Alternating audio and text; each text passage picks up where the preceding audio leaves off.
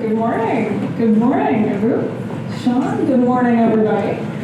I hope y'all are coffeeed up because we're going to have some fun this session. We are going to take this as a case study.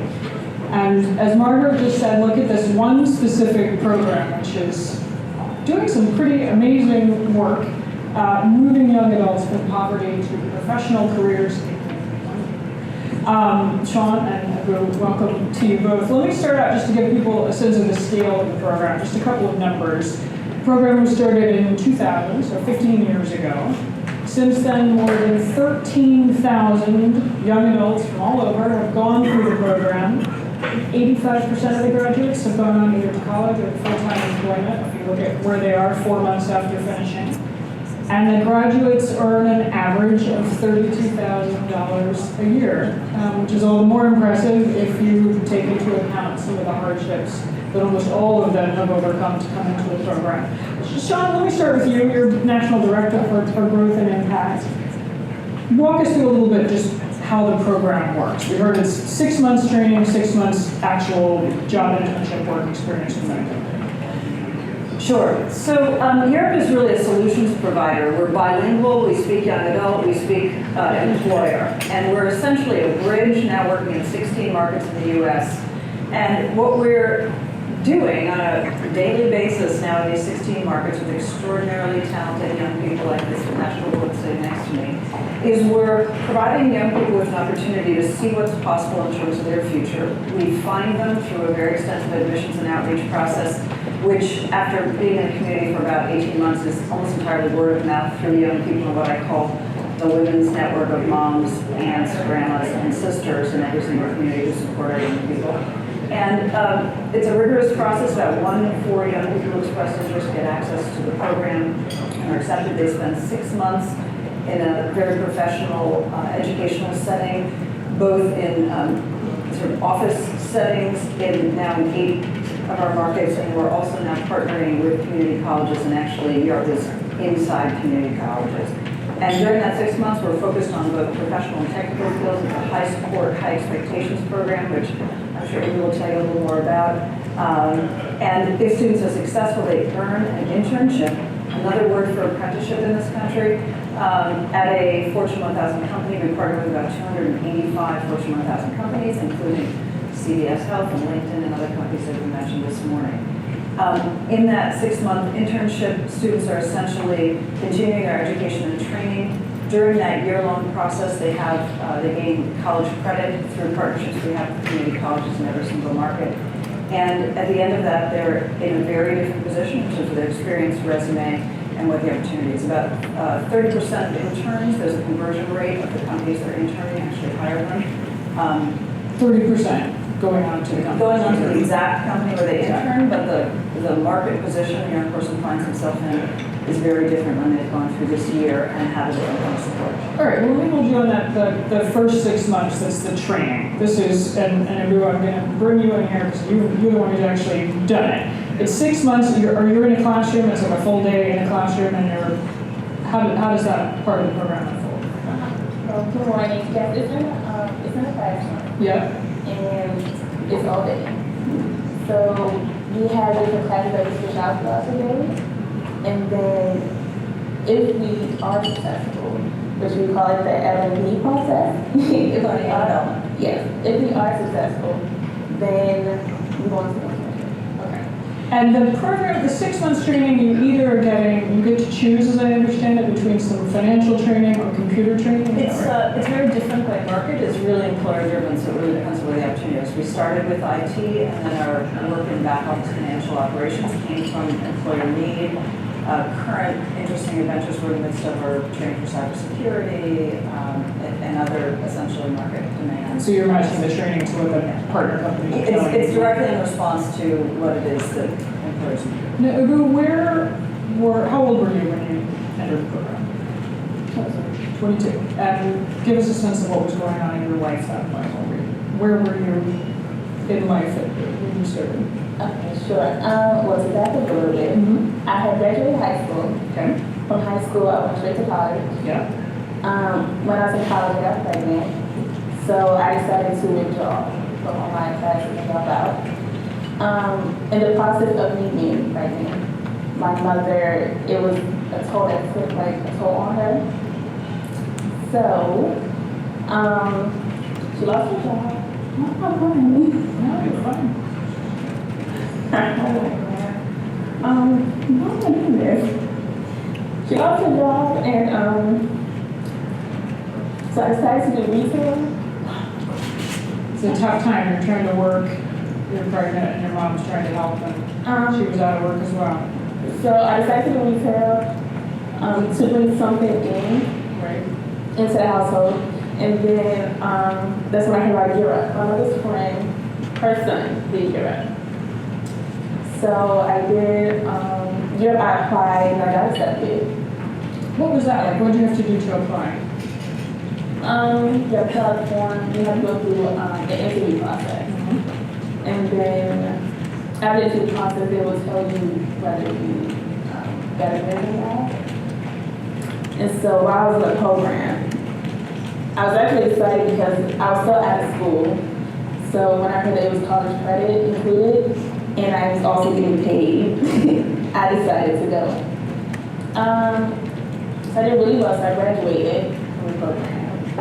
And then now I'm at National Science Foundation. Now you're meeting coordinator at National Science Foundation. What does that mean? What's your typical day? I deal with a lot of spreadsheets.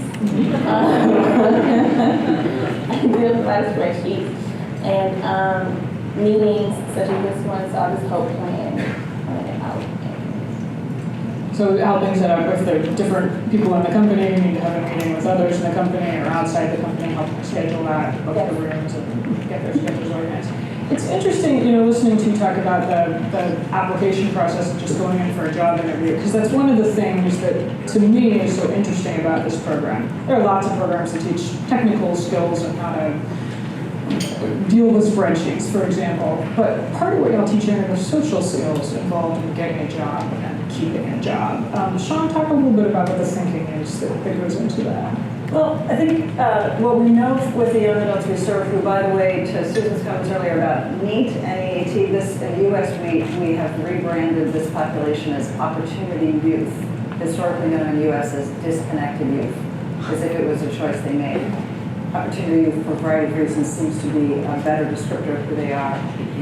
In terms of our framing, is we're really working to support our young people to be ready to be employed. And so when we think about education and learning, we want it to be contextualized, hence the internship and hands-on experience. We find that this extraordinary population of young people who haven't had access to opportunity due to zip code of birth and other circumstances don't really have much experience with knowing what the world of work looks like. Arguably, none of us don't until we're actually in it. And so ensuring that our educational and training experience is actually practical. And that's not just happening in terms of pro skills or soft skills or essential skill training. It's also the peer piece of feedback with a very rigorous, intense, arguably, feedback process where you're constantly getting feedback and giving feedback about how it's going and what you need to do to improve yourself. Essentially preparing people for the kind of resiliency of what it means to be, as we heard earlier today, on time, reliable, able to learn. And I mean, really practical down to shaking hands and making eye contact. That's something you're teaching in the class. There's like the first week, early in the week, I can't remember, it's in the first couple of weeks, there's a whole week where spend a lot of time looking people in the eye. Learn how important eye contact is, handshake, how to introduce yourself, how to properly dress and speak as a Public speaking. I mean, I think I can share is we all had the butterflies right before we came out. And Shawn keeps saying, deep breath all the way down to your stomach. Okay, feel better? And we all thought, yeah, feel better. And that's a skill that's worth learning. You got to get up and give a speech to somebody, and you get the jitters beforehand. How are you gonna get through that? It's practical training. I mean, what was that like for you going through that? Those were skills that you've not been taught before in previous jobs you've done, in high school or whatever. Well, learning it was very different. There was also different and I say necessary. Less scary. No, necessary. Yes, because well, they prepare you for the business when you're working. So everything that you learn in Europe is, well, I'll put in my terms. Everything that I learned in Europe is what taught me to where I am now. So I would say Europe is a big factor as to why I like it. Okay. Now, you're also enrolled as a student. Yes, Tell me what you're studying. business administration. Business administration. Okay, and is that what kind of degree will you get at the end of it? Bachelor's. Bachelor's. Yes. And how does that factor into the program, Shawn? I mean, you are teaching practical skills, getting people into great corporations, and I should mention your partner corporations are Amex and Facebook and Goldman Sachs and places where anyone coming out of any high school or college would be thrilled to land.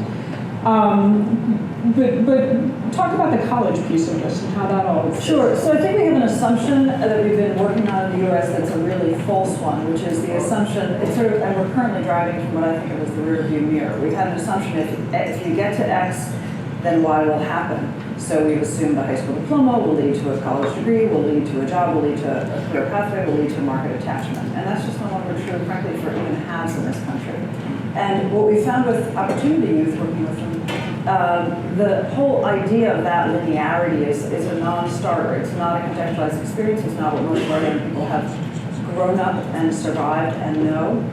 And so, as my wonderful colleague, the founder and CEO of Delta Ticket of Europe says, is you can't feed the head if you're not going to feed the belly. So finding work which will actually sustain you and those you have responsibility for, and then thinking about you pursuing a post-secondary credential that's contextually relevant to the work you're currently doing and where you can imagine once you're in that job you want to get to is absolutely the way it works for many young people. Are you able to track, I mean, I mentioned the 85% of your graduates are either employed or full-time college students within 4 months of completing the program. Are you able to track where they are 4 years later or 10 years later? We're deeply engaged in a massive effort to connect and stay connected with our alumni, so the longitudinal stickiness, which in our mind is a W-2 that grows over time, which is really the gaze that we're focused on, it is part of what we're reporting on. So in fact, I just learned today that he was attending our 3rd annual alumni retreat with alumni from all over the country. A big focus of that group is ongoing support for post-secondary completion, credentialing, and then the next set of adult things like buying a house and all of the other things that follow. And a big piece of that is to look at the longitudinal. I would say we're now tracking year-out results, and we're seeing the main headline for anybody in the workforce education space is if you actually are being trained and being educated in something where you actually then have work experience, you're more likely to stay in that career pathway. So assessing and understanding and really understanding student interest and proclivity, young person interest and proclivity, when you're doing the matching around what you're going to study, and ensuring that it's in a place where there's actually a market relevant career pathway are all critical for the ongoing W-2 that grows over time. 2 quick questions, and I'm going to take questions from the audience in just a second. But this is a blunt one. But from the point of view of the companies that are your corporate partners, to what extent is this part of their corporate philanthropy? Is this checking a box that we need to help underprivileged youth? We need to check a diversity box. Are you able to gauge with them what they're doing out of? So I would say people come to this work on the employer side for all sorts of reasons. I think what we're finding with the sort of radical shift in the global economy, onshoring happening, and the slow in some cases and rapid in other cases understanding of the fast changing demographics in this country, that if you're operating in the US, you need to be thinking about your future markets, where you're going to be selling your goods and services into. And so for companies to be imagining that future, they need to actually be operating in communities which are strong, which means that the young people that live in those communities need to be part of the employment solution so that they can be in a position to purchase the goods and services. Now, diversity for some companies is one slice of that in the lens. It sort of depends on where they're operating, in which parts of the country, and how they think about that, and what kind of pressure they may or may not be facing externally in terms of PR as they think about that.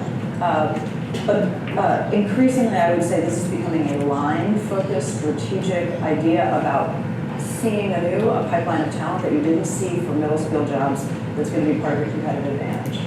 Ebun, tell us what's your goal Where do you see yourself in 10 years? Marketing director. How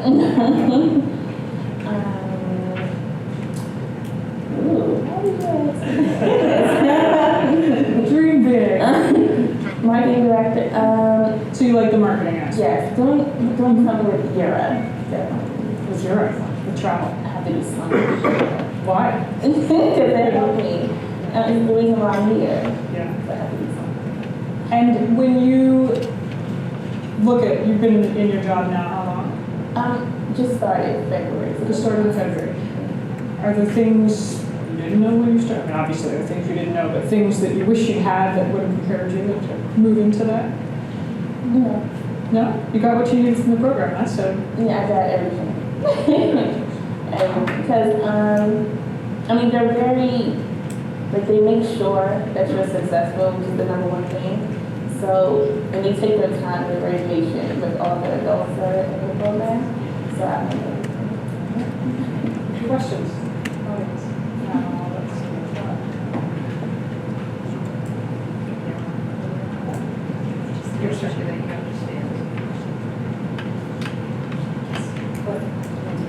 I believe I have a unique perspective because they have 4 children and the average SAT score of the girls is higher. Hold the mic just a little closer to you. Yeah, I have very unique experiences. I've had 7 different technological careers over the years. I started as a cryptological mathematician with NSA. I wanted to be a macroeconomist for USDA that I just retired from. I had 4 children, and the average SAT score in math for my girls is higher than the one for boys. So I figured Larry Summers needs to have some education. This is what the student not have. And bottom line is, if you believe your job is your industry, you've got to take it up. That's one thing I've learned. I have 3 kids, so if they wanted to could make much more money than I've done. My wife was permanent part-time working for the USDA. She graduated from Cornell. I graduated from a place called St. Thomas in Minneapolis, or St. Paul, Minneapolis area. I had the equivalent, when I graduated with a bachelor's degree, of a master's degree. And I have some litmus tests. I had 56 credits. I got hired by NSA. There was so much opportunity. Okay, my main thing to say is you have to look for non-standard people. Like, there's hidden talent of African American males or black. When I started, there were more women computer programmers than male ones. Why is this? We got to deal with it. So I actually relatedly want to say that I think there are 3 big things we're focused on changing in this country. Everything at the systemic level and the scale question. We need to change perception about who's talented in this country, which has some really complicated layers to that, which are dominantly around race and ethnicity and class. And we need to change, as you hear, and Ebun is a wonderful storyteller about the perception change about what she imagines might be possible for her and how she's going to get there. That first P is a critical thing. We actually launched a year ago the first ever public service announcement campaign called gradsoflife.org, which is essentially aimed at employers to help them see a population that they heretofore haven't seen and overlooked, and help them figure out how to get that population of opportunities into their companies.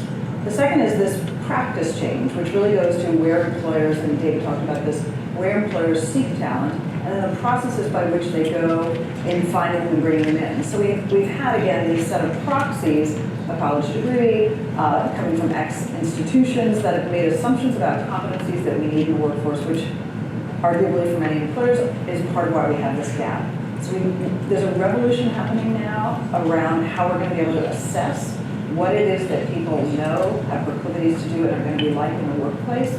That's on both sides of this equation critical to get supply and demand together. And the other, arguably, to Eric, is what are the public policies that are animating the mess that we're in? We're driving from the rear view mirror. We're not imagining the goal as full employment to the comments about incarceration, where everybody has a W-2 that grows over time. We would completely whiteboard things differently than what we've done today. Let me flip this around, Shawn, and ask you, one thing that jumped out at me from your background is that before this program, you spent a decade at Harvard. So working with students who come from all sorts of different backgrounds, but academically certainly are not disadvantaged. Is there anything from one experience that translates to the other? Tons. I guess the main thing I would say is that talent is evenly distributed in the globe and opportunity is not. And zip code in the US is destiny, and that's criminal, and we have to shift it. Well, and I guess, I was curious. I went to Harvard. I graduated with a degree in French literature and absolutely no marketable skills whatsoever. Were you worried about that? Well, At the time? it occurred to me, I can translate medieval French literature, but nobody has ever come in and told me about the network or, that you need to write a thank you note after a job interview or, to make eye contact. And you figure these things out, but it's really a helpful skill that you've zeroed in on teaching that isn't taught at any level of most of our academic institutions. And you're not in agreement with it. This was important, as much as, I'm guessing, as much as learning how to do a spreadsheet or learning how to program. Yeah, and I guess to our assumptions, we assume that, quote, people learn that at home. That may be true for some of us who grow up in homes where our parents are particularly focused on our ability to engage in the world in productive ways that could translate into professional skills. But arguably, back to our opportunity youth and many young people, we can't have those assumptions. I would argue we need to bake in all sorts of career training and information into starting back into kindergarten. I can remember growing up very fortunately in a community where it was very normal for as early as second grade, I can remember, so that's like age 7, of having adults from the community, including parents, come in and talk about what they did. So I had a construct of what it meant to be a fireman, man, as we used to call them, and what it meant to be an academic, and what it meant to be, someone who worked at ETS, writing questions. So I had some imagination about careers. We don't have any of that going on in most public schools, even in great communities, Tony, good zip codes. So we've got a lot to do, I think, to bring work and the idea of work back into how we think about what we're doing in education. It's a great takeaway. Okay, Shawn, Bohen and Ebun, Ogunsusi, thank you so much. I'm going to let you